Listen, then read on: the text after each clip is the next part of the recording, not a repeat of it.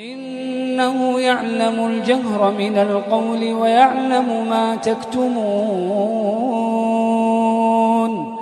وإن أدري لعله فتنة لكم ومتاع إلى حين قال رب احكم بالحق وربنا الرحمن المستعان على ما تصفون.